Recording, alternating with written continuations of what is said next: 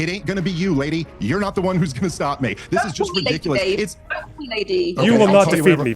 Oh, okay. You really smacked down my bad ideas. Anyway. God, he's such a worm, dude. It's all gone to his head. It's all gone to his head. The thing, Joe Rogan sucking that he gets. But again, he'll avoid all the challenging ones, right? Like the historian guy, when it came to defending Daryl Cooper, he just flopped like a little damp sock when the moment came. Oh, I don't know about all that. Starting to sound like Andrew Wilson. Oh yeah, he is very high off his own farts now.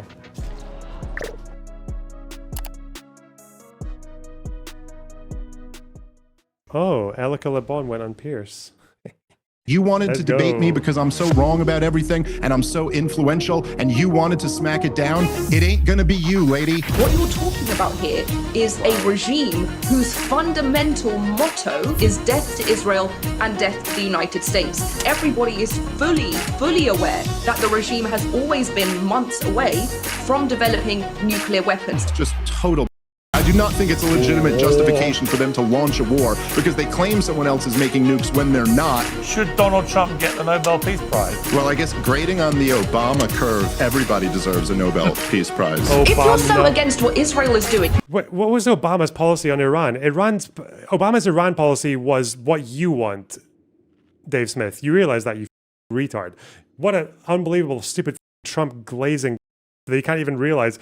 Iran, we don't think they're building nuclear weapons. We could pursue diplomacy. We don't need to bomb them because we think they might be having nuclear weapons, even though they're not. It's like, that's Obama's policy, you moron. Jesus. Why are you so happy to fund this regime in its domestic and regional terror? I know, it's crazy. It's almost like I'm opposing war across the board. You are the most demoralized, brain-rotted idiot alive. Oh no. Just a moment, we'll have an exceptional debate on the Iran crisis with two uncensored favorite guests. That's not going to go down Dave well Smith on the Elica Le Piers Bon. Morgan show. We'll begin with a view from Tehran.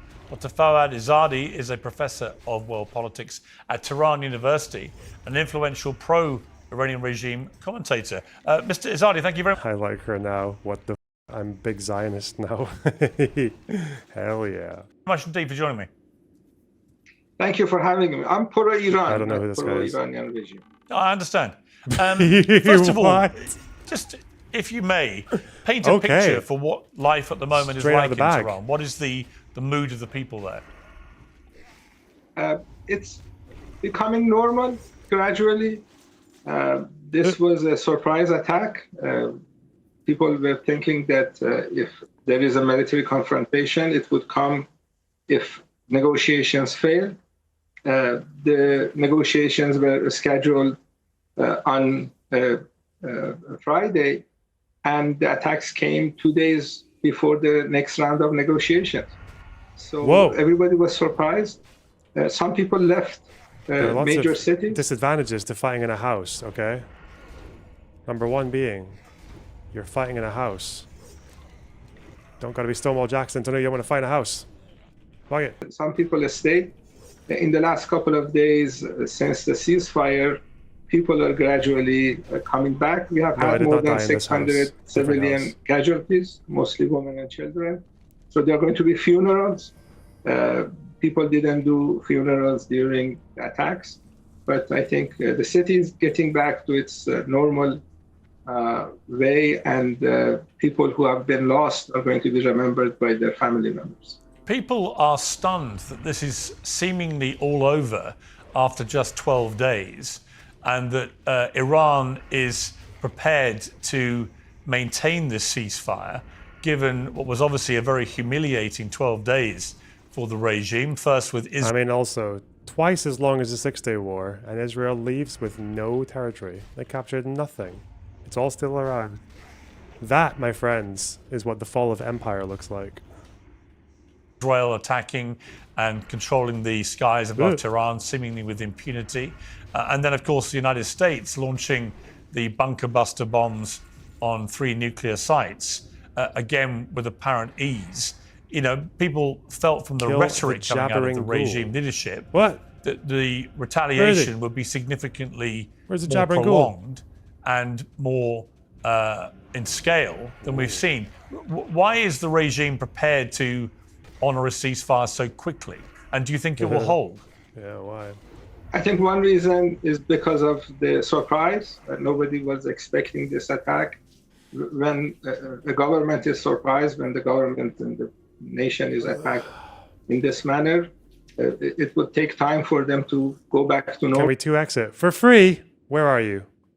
Whose stream are you watching?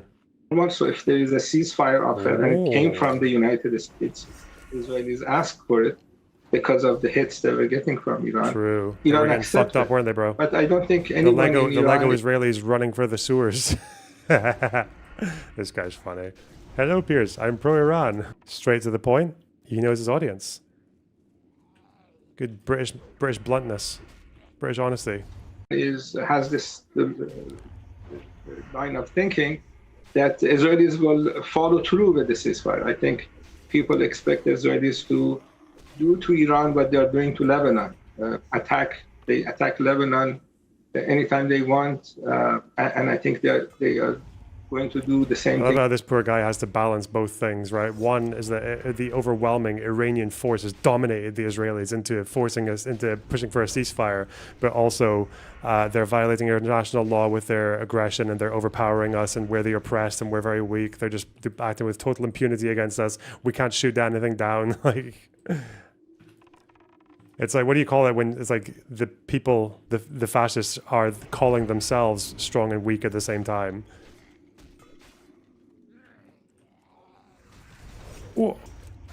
With Iran. So Iranian government is going to take some measures to make sure that the government and the people are not surprised again.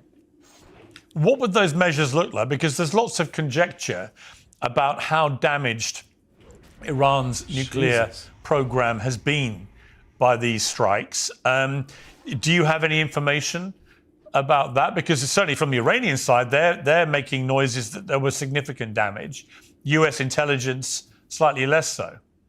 I don't think the Iranian government is going to make that knowledge public, because if they say it wasn't damaged, that would give Israelis and Americans reasons to attack Iran again illegally. And if they say it is damaged, it is not damaged. If they say it's damaged, then this is not going to be good for a country that needs deterrence. So what is TTS set at? $10 in Cello. But thanks for the $9.99. I appreciate that. All right, let's give him a bit of speed. Let's give him a bit of a perk. Give him his Vivance. Wait, what? Oh. I think one of the ideas that the Iranian government had was to keep its nuclear program going, so the other side would realize that Iran is not defenseless. So I think this is going to be kept secret, and the other side can use the mechanism that they have to find out what the reality is. You, I understand, do not believe that Iran was engaged in a nuclear program in the way that's been reported. So just explain that to me, because certainly from the last Atomic Agency report, independent body obviously, they said that there had been a rapid increase in the enrichment of uranium by the Iranian regime from about 3.5% to 60%, which, as you know, is about 30% shy of weaponizing into a nuclear bomb. What's that behind you, Piers? And that is the pretext on which Israel attacked and then America attacked. And obviously many people have views that Israel had planned this for a long time. That may well be the case. But they certainly used this report as evidence of a rapid expansion of the enrichment of uranium, with bigger stocks enriched to higher levels, way higher than would be needed for civilian usage. What is it that you don't agree with about that?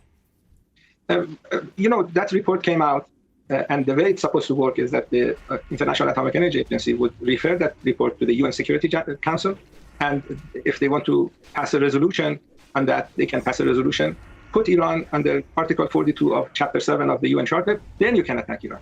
Just because IAEA published the report doesn't give anyone any permission to attack Iran. So that's point number one. The second point is that the US intelligence community had this report on Iran's nuclear program in March. And it had 3 points. It gave 3 points about Iran's nuclear program. The first point was that Iran doesn't have a nuclear weapon. The second point was that Iran doesn't have a nuclear weapon program. And the third point was that the Iranian leaders have not decided to have a nuclear weapon program. Tulsi Gabbard, the head of the US intelligence community, took that report, went to the US Senate Intelligence Committee, presented that report. The video is available online. I put it on Twitter. And that was the conclusion of the US intelligence community. The director of the International Atomic Energy Agency, Rafael Grossi, had been doing a lot of interviews in the last few days, saying the same thing, saying that with all the inspections that IAEA had, they never found any nuclear weapon program in Iran. They said that Iran is enriching at 60%, but that doesn't mean that you have a nuclear weapon program. But they did also, just to jump in there, they did also say that the Iranian regime had gone out of its way to hide information and was not being fully cooperative. And they couldn't confirm whether or not there was a weapons program. They couldn't actually give a final if you're Israel or the United States, you have a situation of everyone agreeing the uranium's been enriched to a very high level with no real explanation as to why, other than it appeared to be on the progression path to weaponization to a nuclear bomb. And secondly, you've got the Iranians who are in charge of this, obfuscating, hiding, not being completely transparent about it. And it was that, I think, double-pronged element to this report, which was what triggered the alarm bells. Enough about 9 to 5. What about the most important bit, the 5 to 9? It should be the most comfortable part of your day, and today's sponsor can help. Cozy Earth's bamboo sheets are temperature regulating and designed to wick away both heat and moisture so you can sleep several degrees cooler. They're soft, breathable, and guaranteed to give you a more comfortable night's sleep. They also have high-quality breathable clothes for all-day luxury. You can try it all risk-free with Cozy Earth's 100-night sleep trial and a 10-year warranty. If you don't love their products, you can return them hassle-free. Warranty. Trust me, you won't want it. Luxury. He gets to just loop the same thing. Really, Piers, is that the only reason? Oh yeah, apart from the very unprecedented negotiating tactic. Listen, we want to be treated as responsible actors under the NPT, which is why we're going to do a whole bunch of things that makes us a great cause for concern if the goal is non-proliferation. Genius. Art of the deal. Art of the deal just had to hold its drink and get fucked by the Iranian art of the deal. Go to cozyearth.com and use code PIERS, P-I-E-R-S, for up to 40% off. Cozy Earth's best-selling, temperature-regulating sheets, clothes, and more. You will feel the difference on the very first night. That's cozyearth.com, promo code PIERS. Stay cool. Yes, if you're Israel, you don't have any respect for international law. You're killing 25 children on a daily basis in the last 20 months in a genocide. Yes, if you're Israel, you would find any excuse to attack Iran. But you are not Israel. You're a British journalist, a very famous one. And violating international law in this manner is not going to be good for anyone when you attack another country. 2 nuclear states attack the non-nuclear state because of a report that the director of the organization that provided the report says that Iran doesn't have a nuclear weapon program. And the budget of IAEA is $35 million. $22 million out of that is used to inspect Iran. Iran is the most inspected country in the world by but IAEA. you know the reason for that, don't you? And the reason for that is self-evidently because Iran has for a very long period of time been the main sponsor in terms of money and weaponry for Hezbollah, the Houthis, Hamas, a variety of terrorist groups who are wedded to the elimination of Israel. With pride, Iran has been a supporter of the Palestinian cause with pride. They are resistance organizations. But terrorism isn't resistance, is it? They don't do terrorism. They don't do genocide. They want to free their land. The same thing that British people. Yeah, but you've accused the Israelis of genocide, but actually Hamas openly talks in a genocidal way of wanting to get rid of Israel. That is the purest personification of genocide. If Israelis had followed the Oslo agreement, the agreement that they signed, you would not have October 7th. You would have peace. The Oslo agreement that Hamas opposes. Okay. The problem that Israelis have is that they want to eliminate a nation. It is not possible. It's not going to happen. Even if you do genocide, the Palestinian nation will live, and Netanyahu will go to jail because he's under an indictment by international courts. But you don't dispute that Iran has supported those 3 groups? With pride, with pride. It's an honor for Iranians. When there's a genocide. Were you proud about October the 7th? We are proud of supporting Hamas because they're a liberation organization. I understand that, but were you proud of what they did on October the 7th? Uh-oh. Yes, I think. You were proud of what they did? Bro. Murdering Holocaust survivors, grandparents, babies, incinerating people, attacking hundreds of people at a music festival. You were proud of that? These are Israeli talking points. A lot of civilians. They're not talking points, they're facts. Army. No, it's not a fact. It's fake news. A lot of civilians were killed by the Israeli army because they were shooting at anybody that was moving. 3,000 members of Hamas came over the border in multiple waves, in multiple points, and attacked any Israelis that they came across. They set fire to people in their homes. They brutally murdered hundreds of music goers at a festival. The bodies were found. It's undeniable. They kidnapped 255. It's so shameless, like this fucking regime propaganda. It's so weak, but they just get away with it. Like, it's so... How can you be talking about, oh yeah, international law, they should follow international law, and also October 7th was justified? It's fucking crazy, man. MH, thanks for the $10. They appreciate that. 6 people, including Holocaust survivors and babies. I mean, these are not disputable facts. Just because you survive Holocaust, that doesn't give you permission to occupy other people's land. We have very few civilians in occupied Palestine, both male and female, serve in the Israeli army. And when you do to Palestinians what Israelis have done, then you shouldn't be surprised if the Palestinians fight back. This is very normal. But terrorism isn't resistance or fighting back, it's terrorism, whoever's doing it.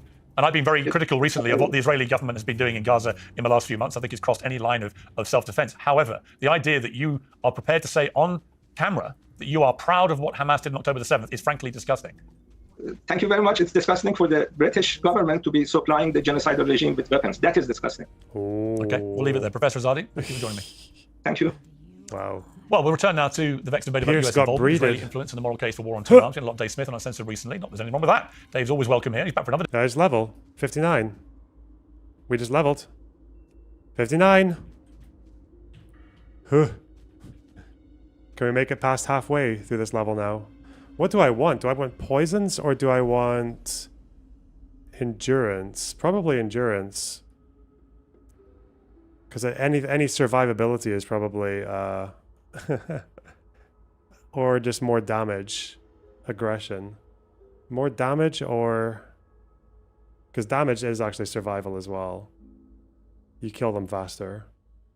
Well, I need more evasion to be off cooldown. Yeah, let's do endurance. Okay. Oh. What do I do here? What is mission accomplished? Why have I not done this? Oh yeah, I have. Okay. Yeah, just whatever. Sell the sword. Okay. Travel to Light's Hope Chapel. That's like a dangerous part of the fucking thing, isn't it? It's quite dangerous to go there, to just ride over there. I'm gonna fly there. Fuck that. I'm gonna go to Undercity and then fly to Light's Hope Chapel. That's what I'm gonna do. I'm gonna play safe. Very safe. The debate today because his co-panelist, while discussing debate, the Undercity is dangerous as well because it's got a fucking elevator. Oh no!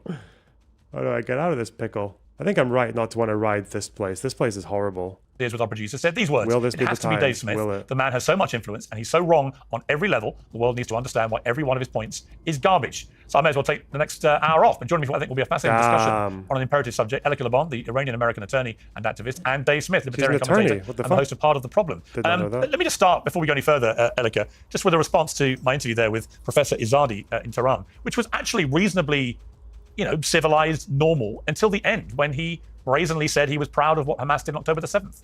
And at that point, I realized he was a complete lunatic. But what did you feel listening to it?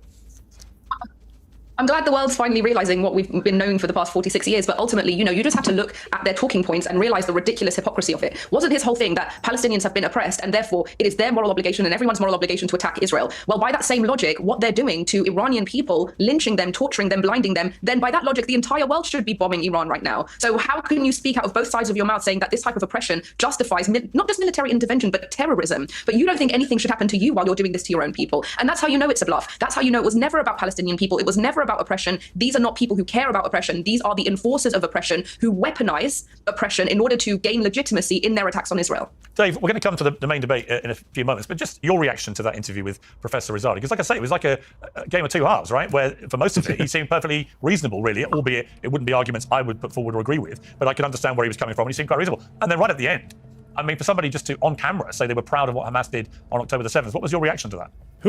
Very similar to yours. I thought there were a lot of reasonable things said up until that point. But of course, I think this isn't that uncommon. That's the funny thing, though. It's like there's a thing where you have people who they believe the axis of resistance ideology, like the axis of resistance like version of a story. They agree with A, B, C, and D, but E, which logically might even follow from A, B, C, and D, they don't like. That's kind of where you get into a bit of an issue, I think. But I don't know. Maybe I'm just overthinking it. Maybe I'm just because I feel like I can spot the red flags in the way that they talk very, very quickly. But maybe they are just saying like the less objectionable things to begin with, and then moving it, hiding your power level. Yeah. You do just have to engage with what's being said, not what you think is being said, because otherwise you're gonna look fucking mental. Oh. What do you require? Okay, we have a lot to sell here. Gift of Arthas, leather pants, cape, weapon.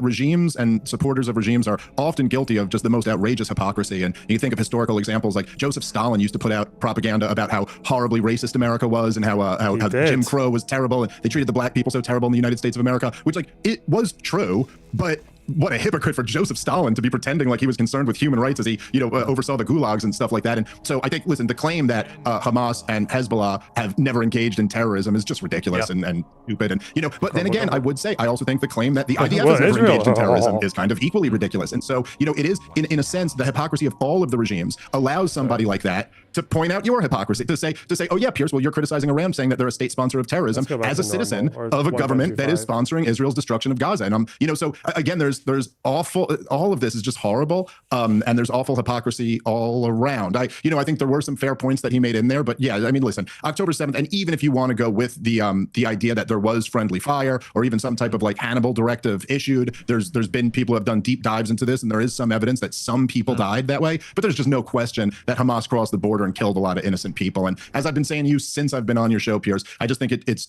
horrible when people downplay that, and it does nothing but undercut their. Yeah, I agree. I mean, if all you do is focus purely on the GoPro footage that Hamas broadcast to the world, if that's all you do, you see exactly the horror that they perpetrated. All right, Elica, you wanted to come on, but specifically with Dave Smith, you think he's wrong about absolutely everything. So just outline your main complaints about Dave Smith. I don't have an outline, but I think I can just go off of everything that he says. In this example, you correctly pointed out what the Soviet Union was doing. You correctly pointed out that they would use these kernel of truths as part of their disinformation campaigns. But the question is, what were their disinformation campaigns rooted in? Well, we know what the entire, communist agenda was, and that was demoralization of the West in order to sort of gain this traction internally within the West so that they would overthrow their own government. So the whole point of Soviet disinformation and ideological subversion was to convince people that the West and Israel was the source of all evil in the world. All of the KGB defectors have said the same thing. Yuri Bezmenov, Mikhail Pachepa.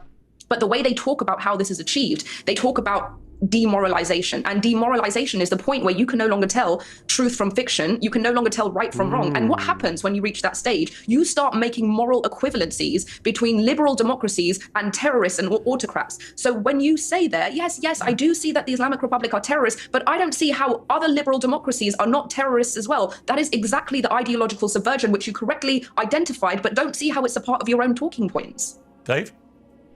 No, that's just a talking point yourself there. I mean, it's just not true. I know that the defenders of Israel often like to use this term moral equivalency, but it's just made up and doesn't apply to what I'm saying at all. I mean, if I were to say that I no way. It's so slippery. That's what he is. He's slippery.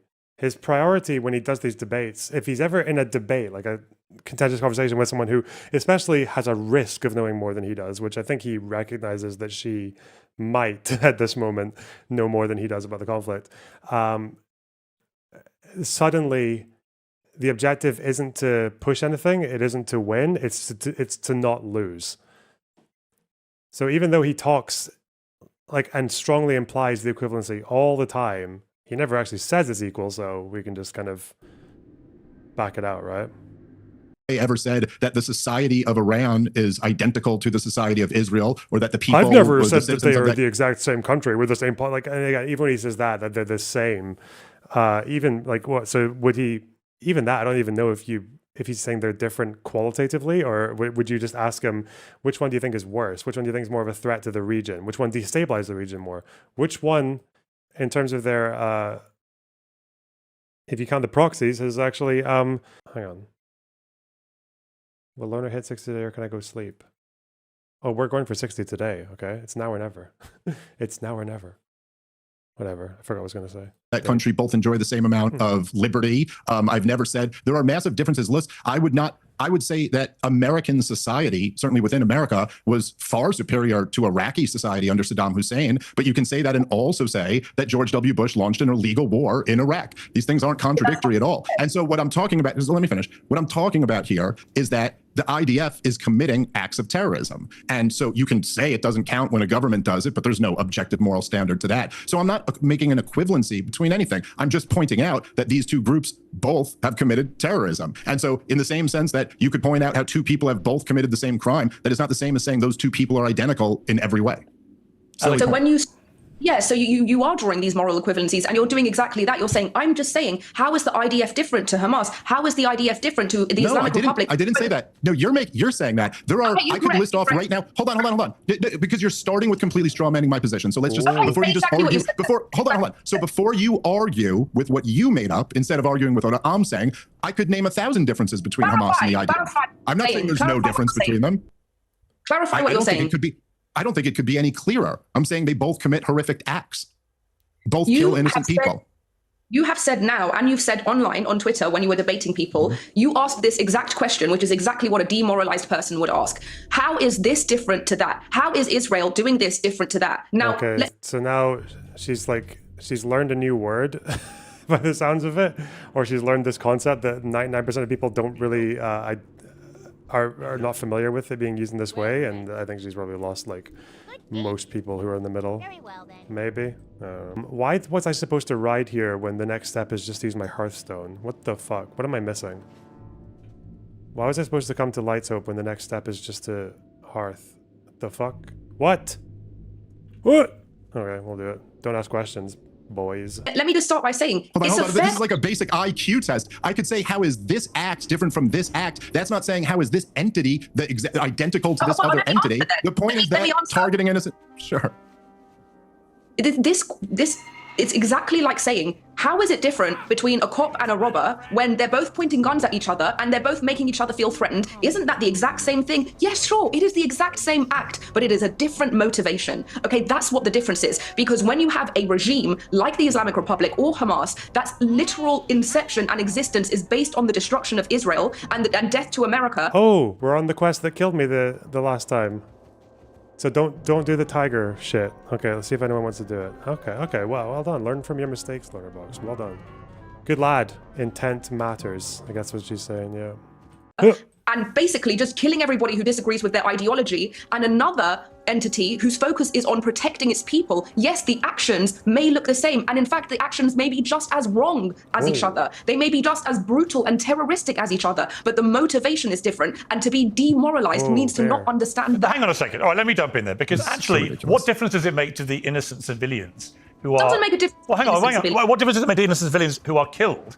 Whether one has a better, motivation for doing it. Because my problem with what Israel's doing in Gaza is that in direct contrast to what it did in Lebanon with Hezbollah, in direct contrast to what it did in Iran, both very precise, very targeted, very successful operations, minimal civilian casualties. In Gaza, in Gaza, the strategy has been completely different. It's been a strategy of sort of nihilism, where they just destroy everything in Gaza. Almost every hospital is either now, well, hang on, let me finish, is either destroyed or damaged in some way. We know this actually because we have to listen to British doctors who've come out and told everybody what is actually going on there, because of course international journalists are still banned by the IDF, even though they were allowed in previous conflicts in Gaza. They're not allowed in to verify anything in this one, which I find very suspicious. But here's my point, Elica. I defended Israel's right to defend itself after October the 7th, not least because the Hamas spokesman went public almost immediately and said, we want to keep doing this. So I completely understand Israel's not just a need or a right, but a duty to defend its people. However, what we've seen in the last few months,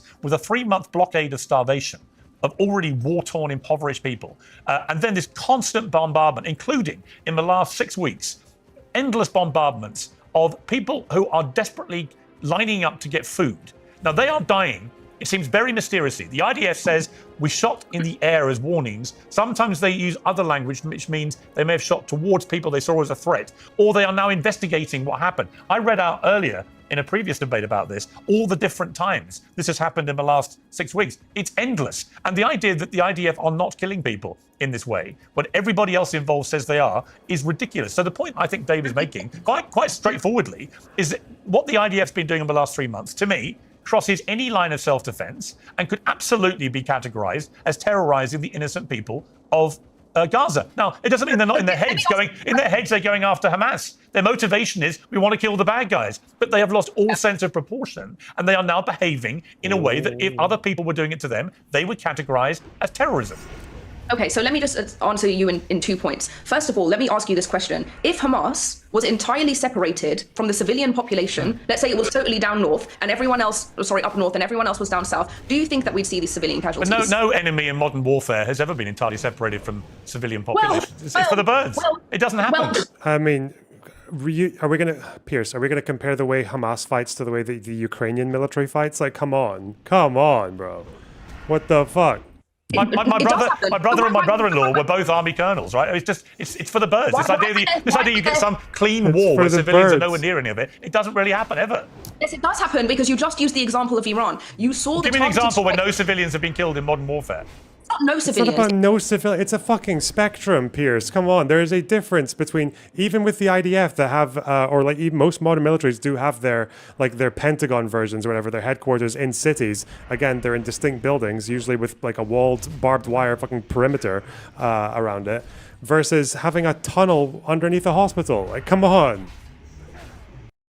It's the amount of civilians, and it is the fact that Hamas, it doesn't just embed itself, it embeds But there are as many civilians in Lebanon. In fact, there are more civilians in Lebanon than there are in Gaza. How was it that Mossad was able to target 3,000 members of Hezbollah with a pager device that exploded? But in Gaza, the only way to deal with it, apparently, same situation, in Lebanon, Hezbollah live amongst civilians. The only way they can apparently do it in Gaza is to obliterate Gaza and kill tens of thousands of civilians as they go after Hamas. I don't understand the difference. Okay, let me answer the question and then you'll understand. What you're doing right now is you're not just legitimizing Hamas's strategy, you are encouraging it. No, because too combative, way too combative. Okay, I'm trying to think about what I would do in a situation like that.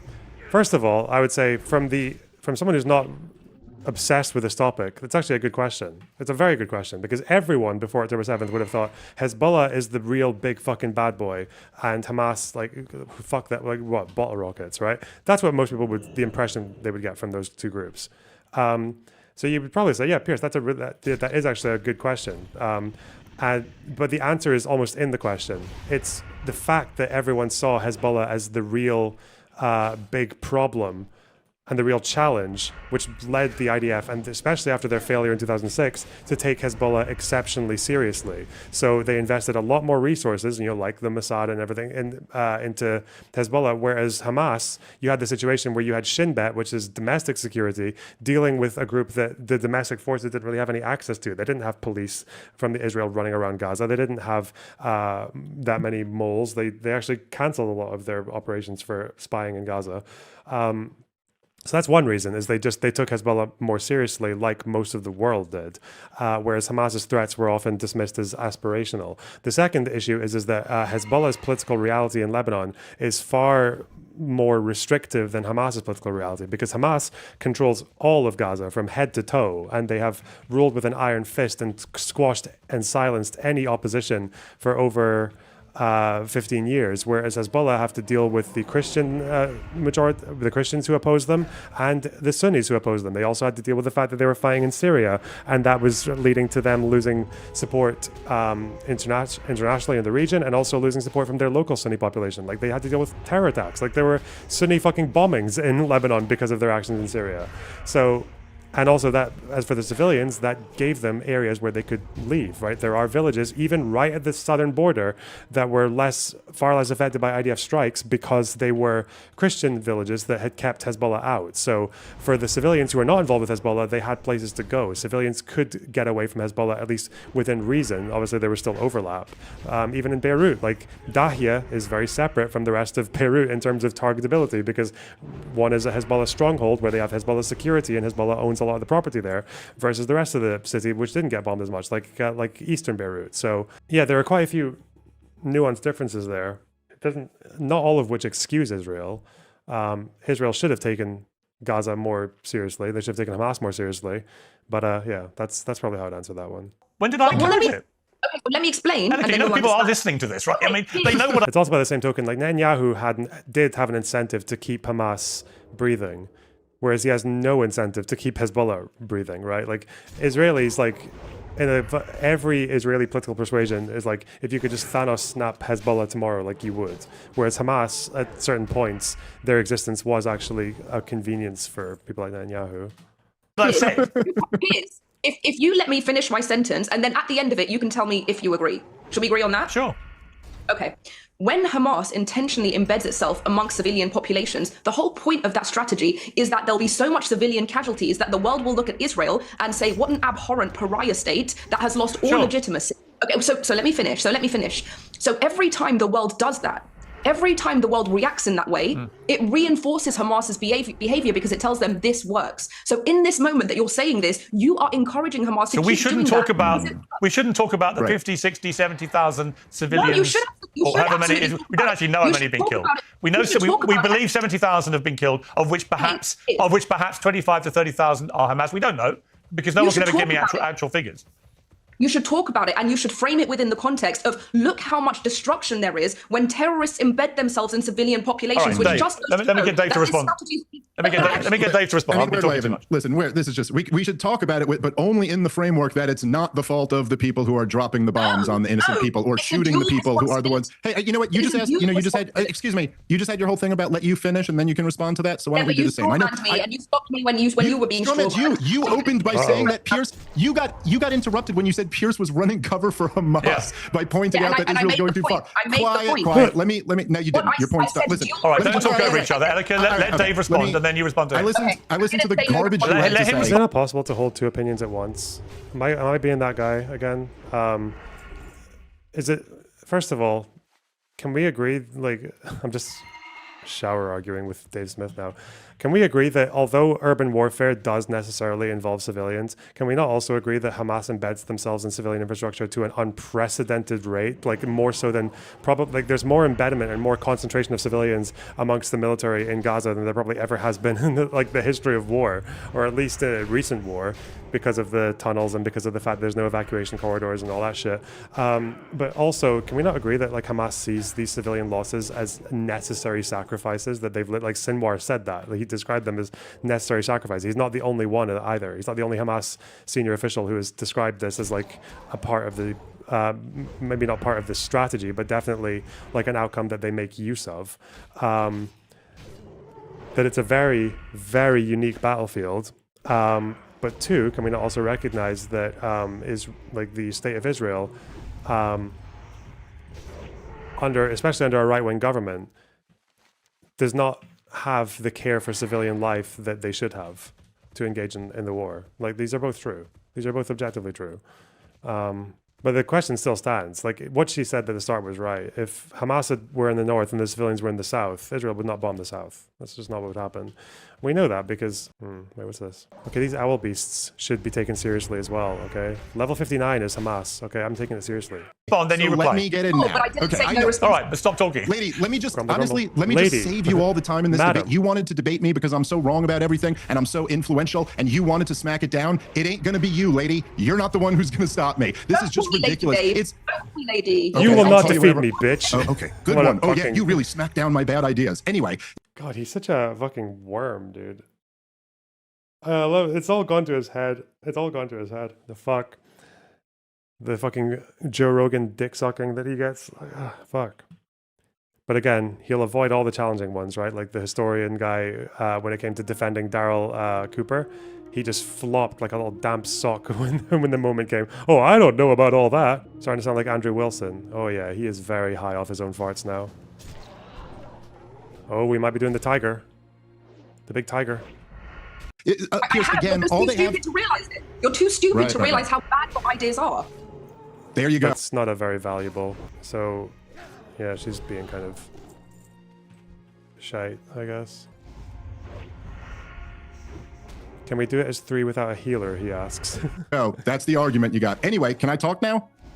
Sure. Okay, so Piers, as always, it's just the same thing on repeat here, right? So the defense is to go, but look, the motivation of Israel is pure. The motivation of everybody else is evil. Even though obviously what Israel is doing is objectively torturing women and children to death as they die with their bones crushed under rubble, but also, Piers, don't let it mess with you that at the high... Again, I'm not equating anything, but I will only ever use these obscenely like graphic descriptions of the outcomes of war on civilians when I'm describing Israel's actions. He'll never do that when he's describing like October 7th or anything like that, yeah.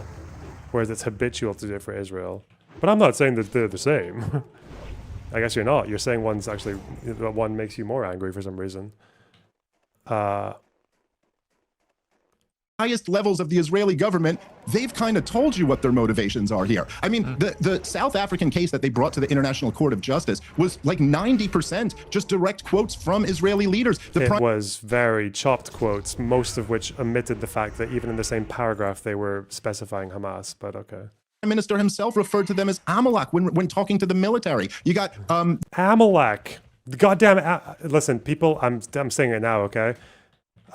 People who invoke this Amalek reference, like they call them Amalek, is the same as people who accuse Muslims of fucking taqiyya when they think they're lying, right? If you see a Muslim and you think they're telling a lie and you call it fucking Amalek, right? Or you call it taqiyya, that is the same energy as people who invoke the Amalek thing. Like they just have no idea how this word is used or how it's like changed in its like everyday use in the culture or what it actually like implies. Yeah, it's just stupid. Very dumb. Exact same energy. The finance minister, the defense minister bragging about how nobody's getting any food for a 3-month period, bragging that not 1 ounce of grain will get into Gaza. I mean, I'm sorry. This is obviously terrorism. It borders on genocide. It's horrifically wrong. And for you to use your example of saying like, oh, this is what I'm saying is that a guy who robs a store and a cop who comes to stop them are committing the same act because they're pointing a gun at each other. Yeah, but of course, in that example, right. But in that, no, that's what you said. That's what you said about my point. And it was really dumb. Because in that example, there aren't innocent people being slaughtered. Yeah, and it kind of is. It would still be different. Okay, so let me ask you a question, which is this. Are you comfortable with everything that Israel's done in the last 3 months? No, I've always said that there should be dual criticism, and that's exactly what my problem has been this whole time. Everybody's criticizing Israel, which is fair, but why isn't anybody criticizing the reason why Gaza looks like this? Because Hamas has decided to embed itself. They are, though. I mean, I couldn't have been more critical of Hamas going back 20 months. I mean, I still am now. I think they're a despicable terror group. Well, they're a despicable terror group who's committing one of the worst terror attacks of modern times. I mean, your earpiece maybe wasn't working for the whole first 5 minutes of this, where me and Piers both agreed that the previous guest was ridiculous to downplay Hamas's crimes and that they had committed horrific acts of terrorism. Elica. What I was responding to, in terms of what Piers said to me, he was talking about why is it that we can do targeted military strikes in Iran, but we've decided to entirely desecrate Gaza. And my response was that, not saying that it was right, but I'm saying that when Hamas embeds itself in all of Gaza, it is going to result in ruin. And it reinforces the point that I've been making this entire time, not just since October 7th, but for the past 3 years that I've been talking about terrorist regimes, which is that they bring mass death and destruction everywhere they go. Well, that is true. I agree with that. But I also know that Israel, through Mossad, has supposedly the most sophisticated, experienced intelligence operation in the world. And it was brilliantly seen with the Hezbollah pager attack. It's been brilliantly identified by the way they managed to identify where all the military leaders and nuclear scientists and nuclear sites were going to be in Iran for Israel to attack. From a purely military perspective and intelligence perspective, Israel did an extraordinary job, both with dealing with Hezbollah and the Iranian regime. However, it does just beg the obvious question. Why were they not able to foresee in any way, apparently, that Hamas were going to spend 20 years spending the billions of dollars which Netanyahu had encouraged them to have, because he believed in divide and rule with the Palestinian Authority, that they had these billions of dollars and were spending it on creating one of the world's biggest underground tunnel systems to operate from. And then how did Mossad not know anything about 3,000 Hamas terrorists pouring over its border when they're literally on their border and they're guarding it all day long? So I just cannot understand how this could have happened. And then I don't understand why Israel is responding in a way which it's never responded to anything like this in this way before. Why is Gaza? And then you had the Smodrich quotes, Elica, where he brazenly talks now last week on camera that the plan now is to cleanse Gaza of Palestinians. That is ethnic cleansing. That is a war crime. That's obviously wrong. That's obviously wrong. So we need to agree certain things like that, because honestly, it's important to me. It's like when people don't condemn Hamas, I sort of tune out, because it's like, the last guy, the moment he just said he was proud of what Hamas did, I tune out of him as a credible guest. But if you're prepared to admit, which very, very few pro-Israelis right now will admit, which is that some of this strategy is completely wrong, I think we may get somewhere. It's so foundational to acknowledge that fact. It is so foundational to say that just because you have the right to defend yourself, it doesn't mean that you have carte blanche. It is so foundational to acknowledge all of these things, to acknowledge the death, the destruction, all of it. This is not what my conversation is about. Okay. This is not about has there been damage or destruction or whatever. The whole point of this conversation is that you're making moral equivalencies. And these moral equivalencies blur the distinction between right and wrong, good and evil. Now, you can say... I think, honestly, the only way to get around these two is to just, be as agreeable as possible and just make it seem like you all agree, but that just use that space as a vehicle to get your talking points through. That's the only way to use the Piers Morgan platform. As soon as you're combative with him or like a guest that he clearly quite likes, like he quite likes Dave Smith, then yeah, you're fucked. Like because you'll just get spoken over and you'll get mad.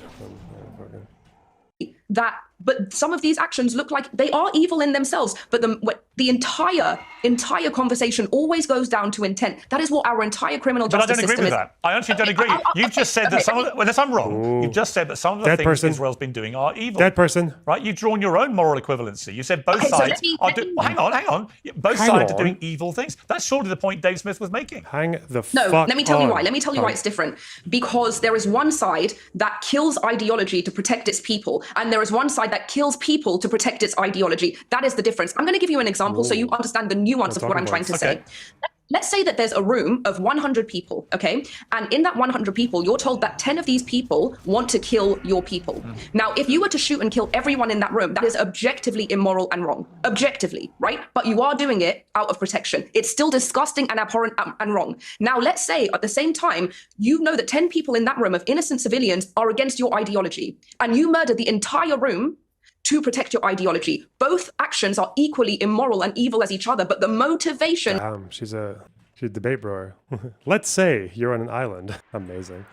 Okay. Is completely be serious. different, and you cannot make equivalencies of those motivations. All right, Dave? But you, in your own words, you just said that both actions are equally tiger. immoral. Yeah, I mean, this just, it sounds great. Okay. It sounds a lot like kind of the rationalization that your first guest was saying there, Piers, that like, well, you know, everybody serves in the IDF in Israel, and therefore we really just got to go after everybody because you never know who here might be one of our oppressors or something like that. It's all just ridiculous logic. And look, what is the intention of an ethnic cleansing campaign? Is that an unintended consequence as Israel is floating this out? Huh? Yeah, fuck. It's not an ethnic cleansing campaign. This is just No. But I clearly said that hold on. Listen, this is what's just so weird. No, I'm not regurgitating buzzwords. I'm talking about what one of the most powerful people at the absolute top of the Israeli government, their finance minister, said. Look, the Palestinians in Gaza in the West Bank are there largely because they were ethnically cleansed out of where they were living for generations before that. So no, I'm sorry. It's just what's ridiculous. When you're talking about ethnic cleanse, you're talking about the Nakba? Yes. Yeah, you're talking about the fact that when the war broke out against Israel, that some of the camps were exiled because some of them were collaborating with the Arabs that were engaging in the war with Israel, and others of them were not, which is why they were grandfathered. Right. Yeah. 750,000 people were forced out of their house. Oh no, actually we are, and you don't get to just say we're not going to get into this conversation. You're not answering the point.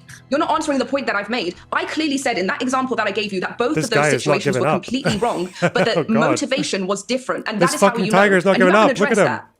No, sorry. Maybe you're not getting me. Yes, I think it's completely ridiculous for you to just get to claim that the Israeli motivations are pure. I'm sorry, especially when listen, Benjamin.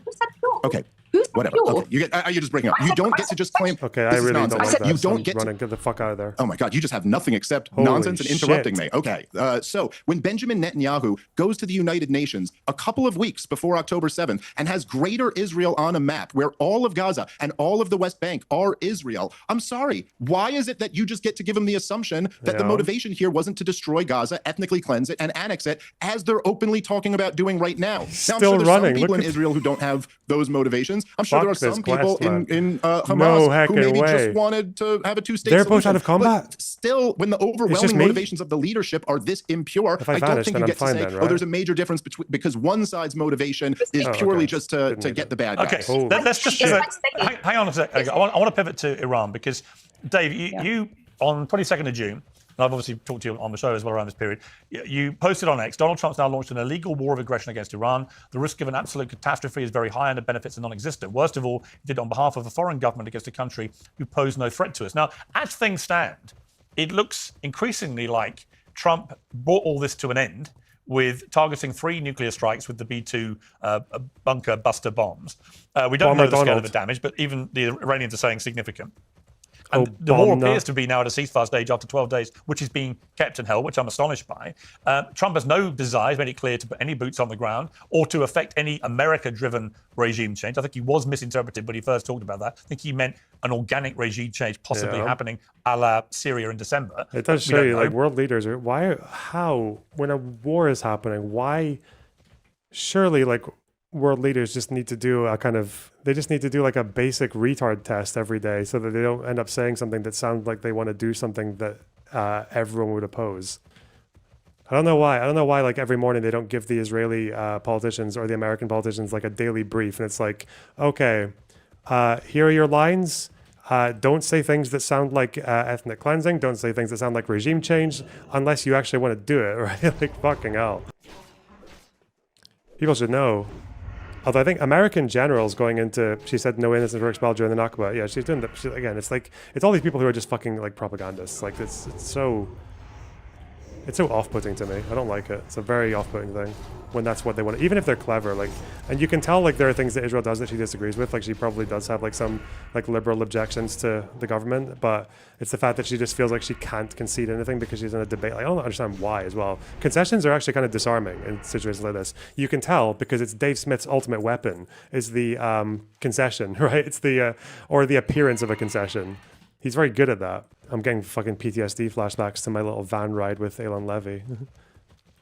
Yeah, so this thing Israel does is bad, right? And he's like, yeah, so well, let's talk about the disgusting, depraved nature of the international community towards Israel. They must be driven by what else but anti-Semitism, the March of Return and the cost led. Like, wait, what the fuck, bro? I just asked you how you're doing, bro.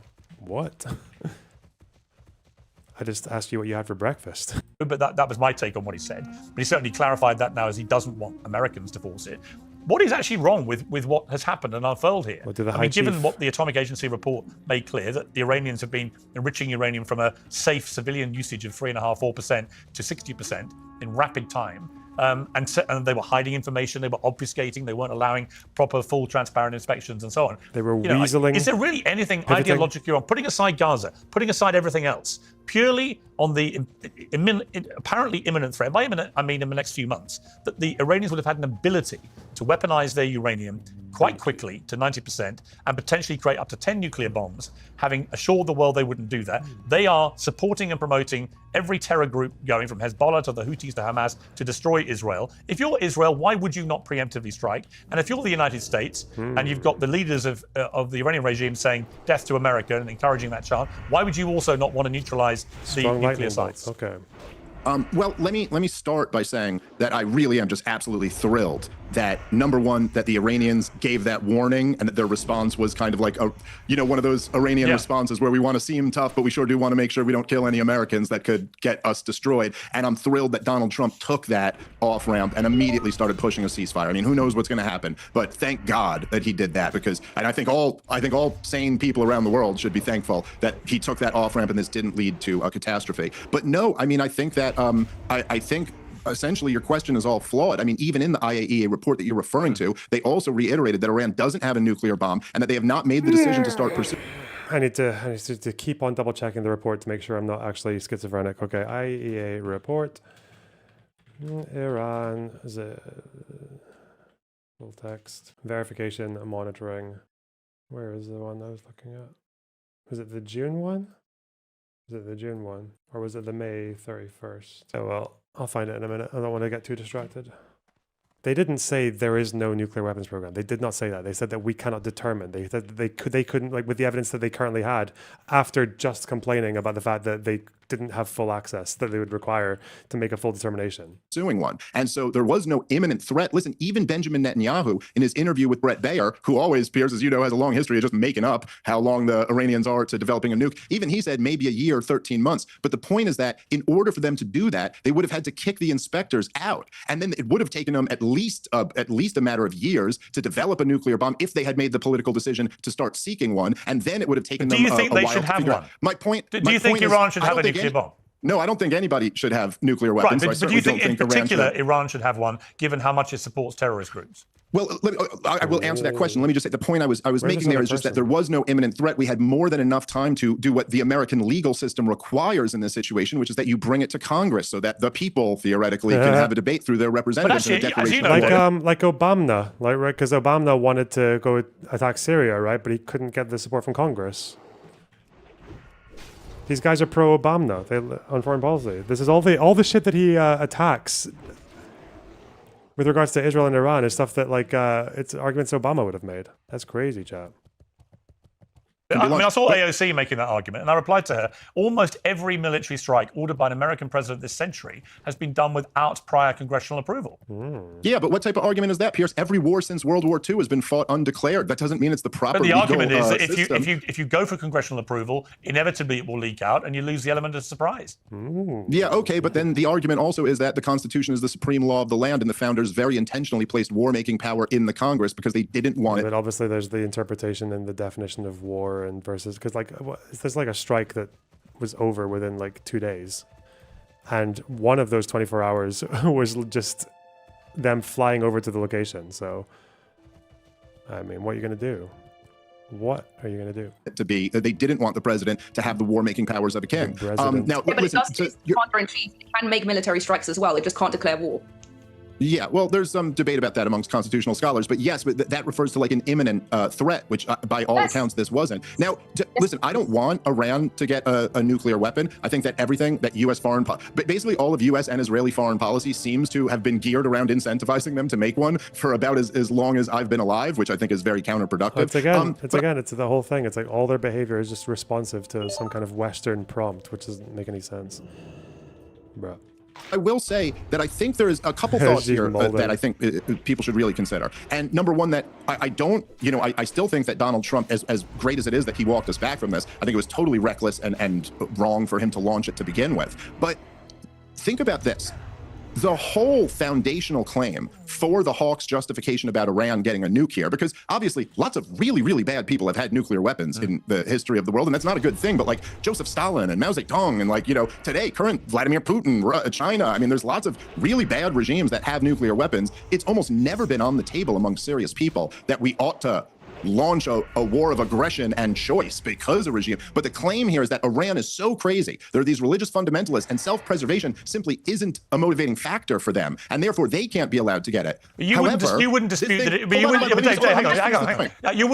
that. You wouldn't dispute though the central argument that Israel has about it, which is that Iran has been the main sponsor for Hamas, the Houthis, and Hezbollah for a number of years, all of whom are terror groups wedded to eliminating Israel. You wouldn't dispute that. I don't dispute that they have supported those groups, and I don't dispute that that's the Israeli isn't that claim. right there, the existential threat to Israel? I don't dispute that that's the Israeli claim. Fuck off, you fucking coward, man. If you think the Axis doesn't want to destroy Israel, just say it, and then make your argument for why you think that's not the case.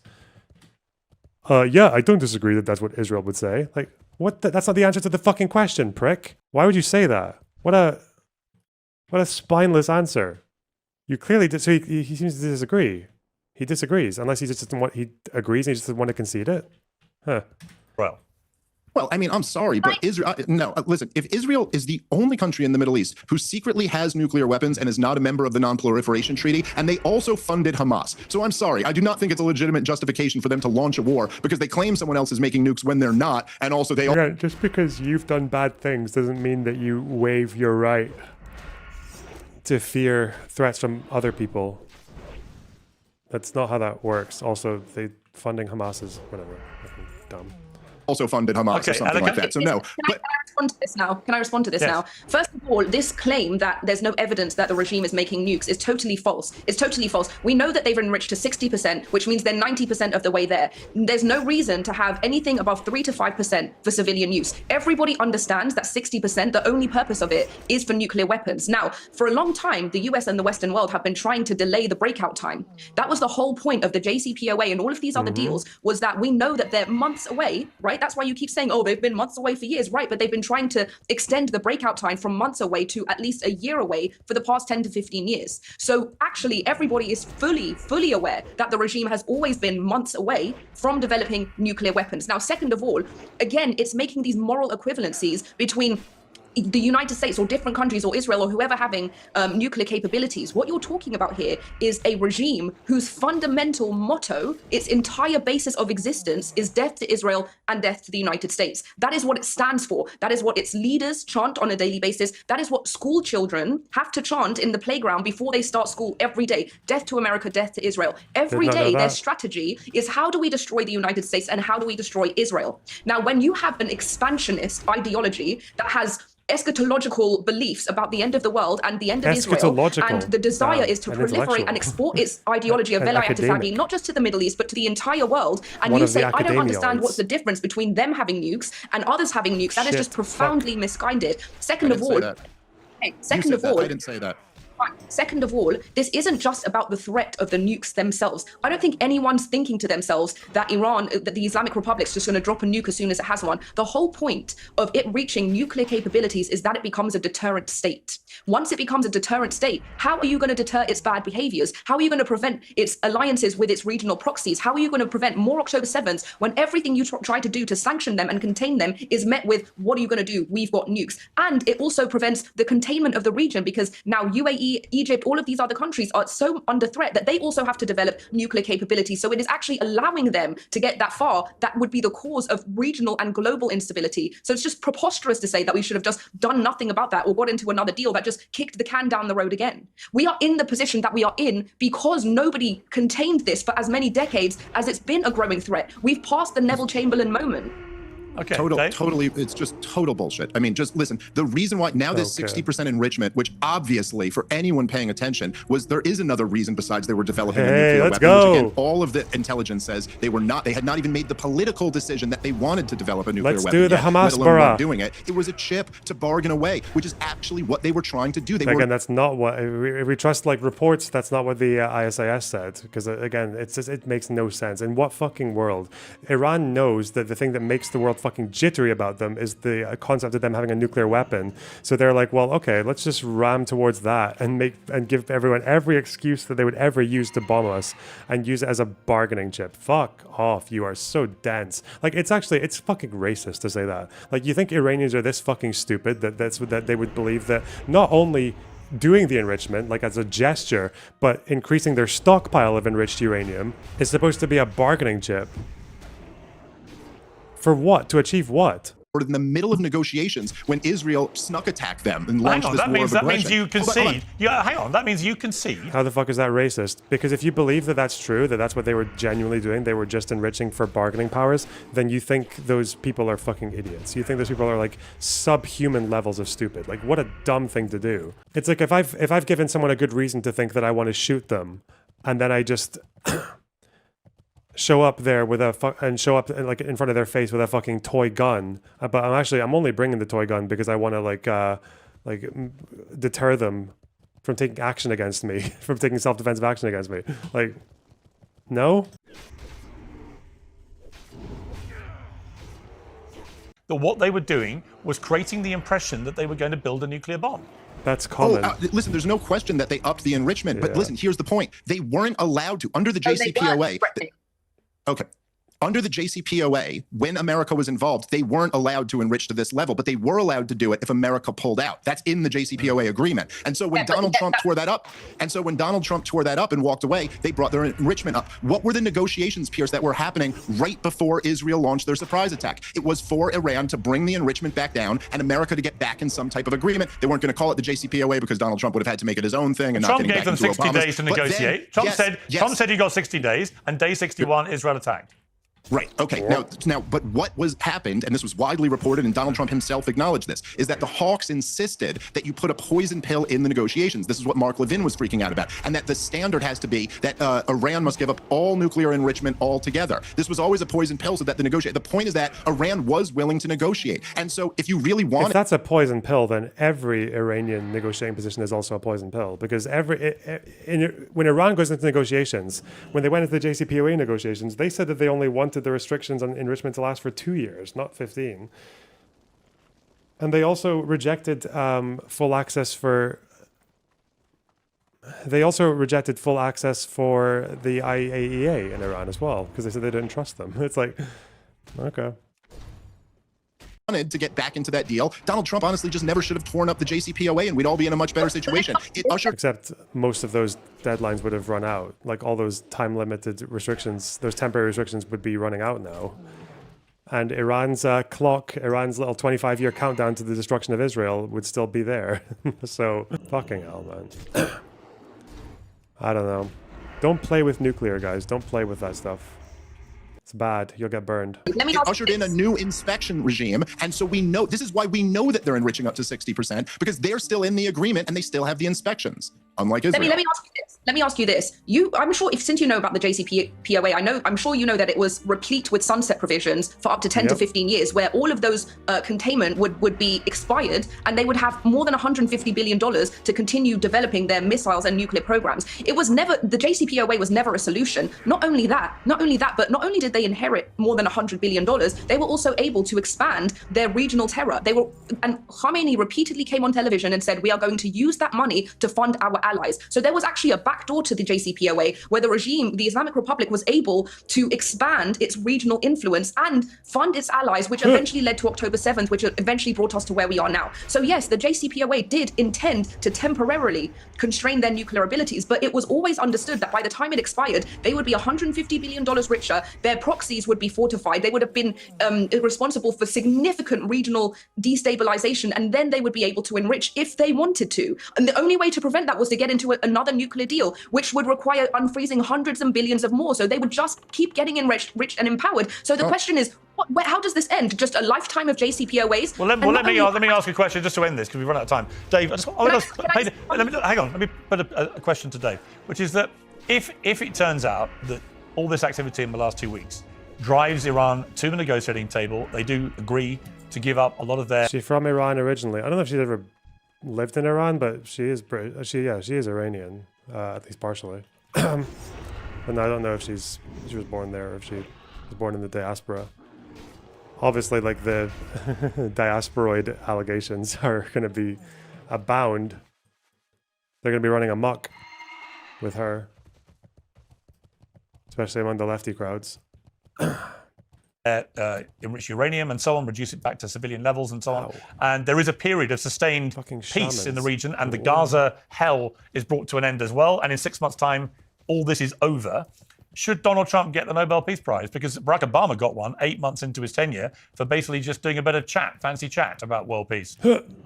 Well, I guess grading on the Obama curve, everybody deserves a Nobel Peace Prize. I mean, literally, the three of us are much better candidates than Barack Obama was. So judging on that curve. No, look, I mean, I think that would be great if that's the result of all of this. I think that what Donald Trump's policy was so reckless, and it had such a risk. And this is what I was trying to get at before that I hope people appreciate. Look, if Iran had not made the calculation to give advanced warning and had just fired off missiles the way they did into Israel...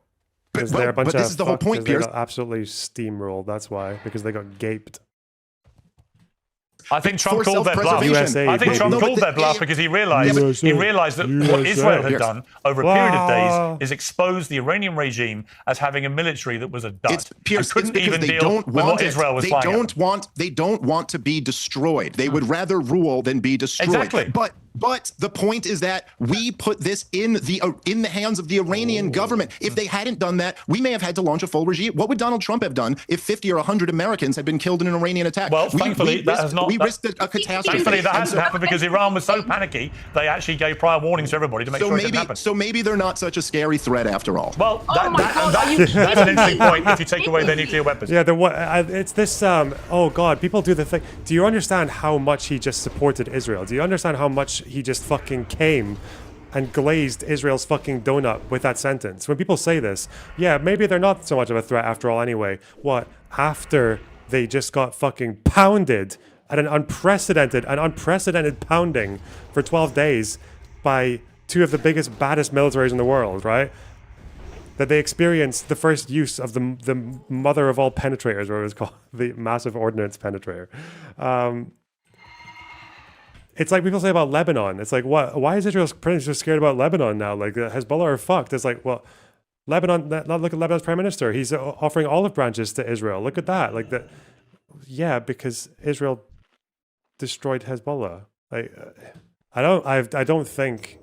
Yeah, Dave does not understand how much he just glazed Israel with that sentence, right? Iran's not a threat. Look how scared they are. They're years away from a nuclear weapon now. It's like, why? Even when they say like, oh, it always seems like Iran's always a few months away from a nuclear weapon. Well, yeah, why is that? Why are they always like close to a nuclear weapon and then falling back? And sometimes it's because of people exaggerating, but it's also quite often because their efforts get thwarted. They get cyber attacked, like by America and Israel, or they get raided, or they get bombed.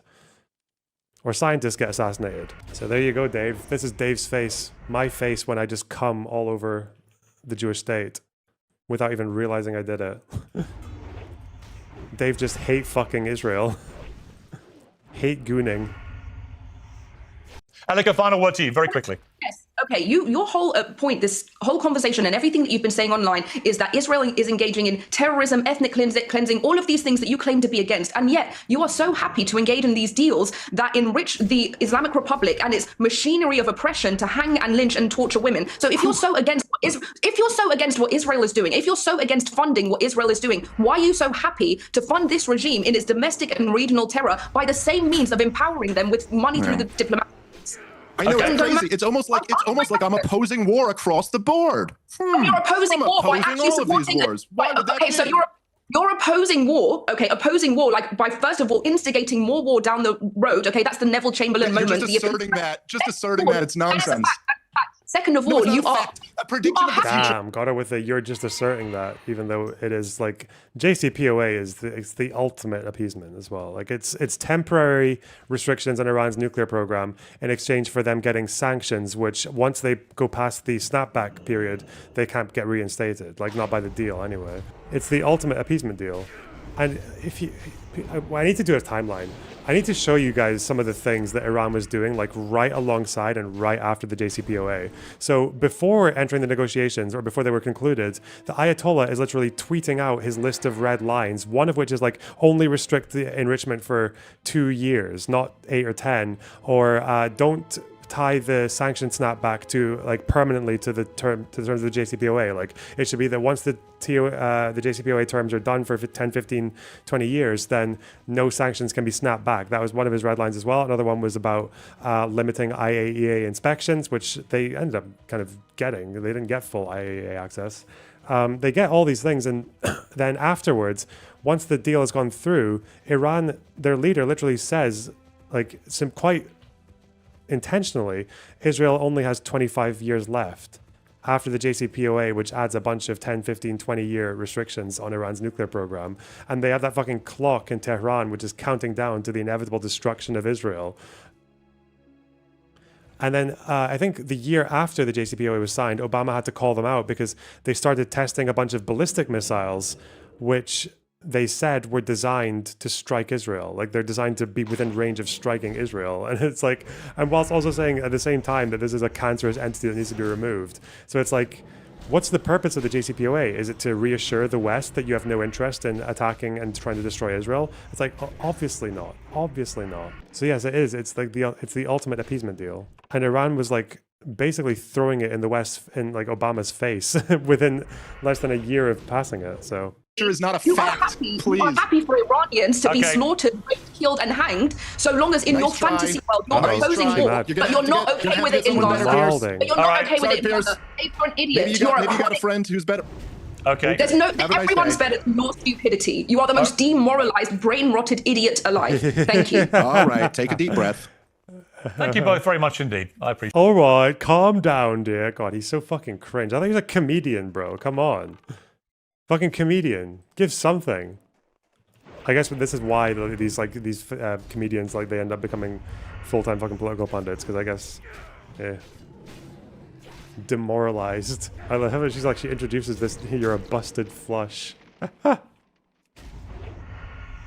Erica is amazing. I'm sure she is.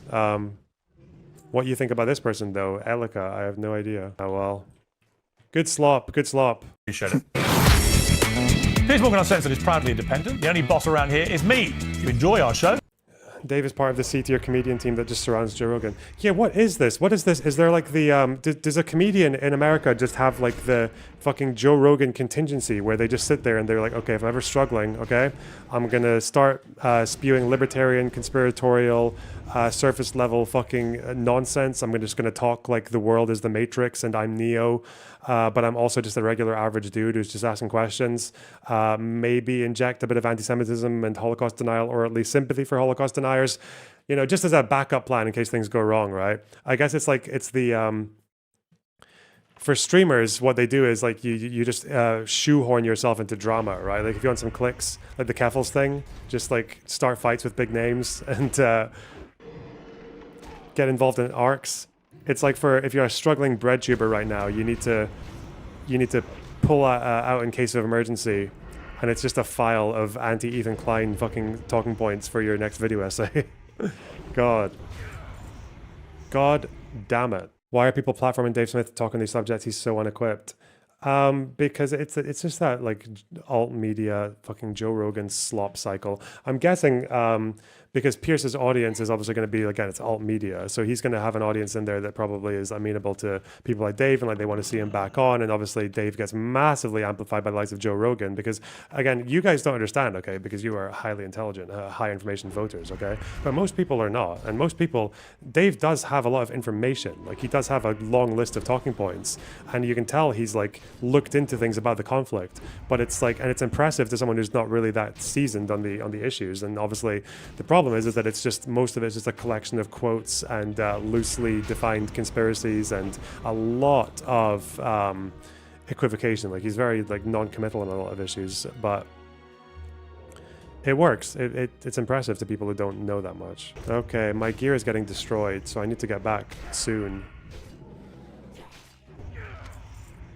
Say anything confidently. It's not just saying anything confidently. Loads of people say things confidently.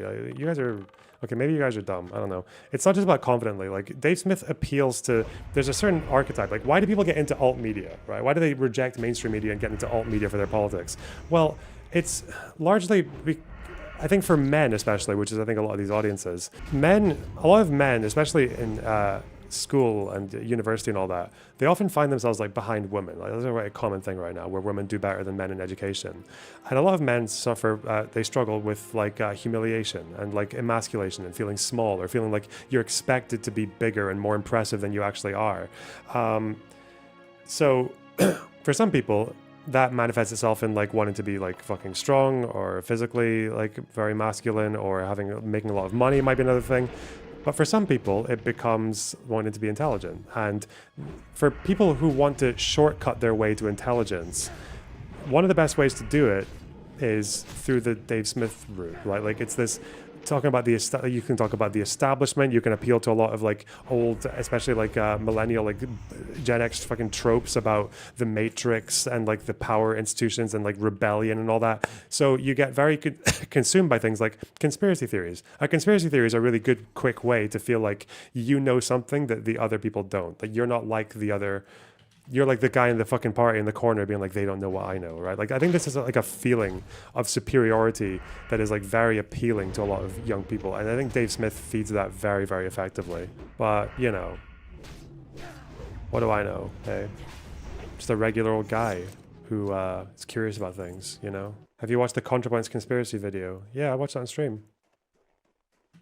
Is he incapable of nuance, or is it deliberate? No, in his head, he probably thinks he is very nuanced.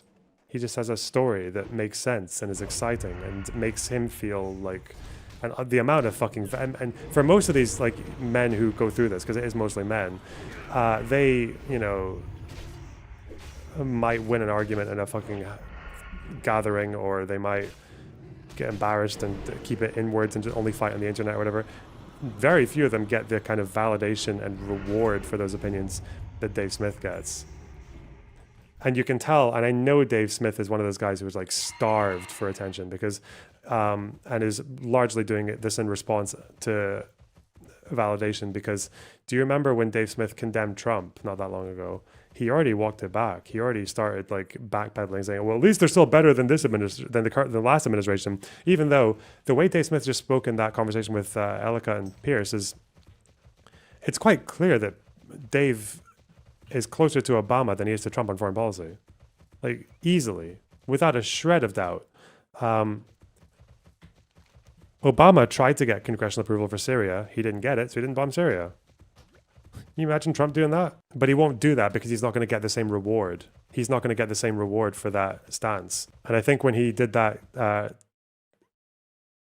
appearance where he claimed to have regretted voting for Trump, or regret supporting for Trump, I think he got the Kyle Rittenhouse treatment. He got the backlash and just realized that if he wants to keep himself in that world, he needs to be, there is actually a kind of line you have to toe.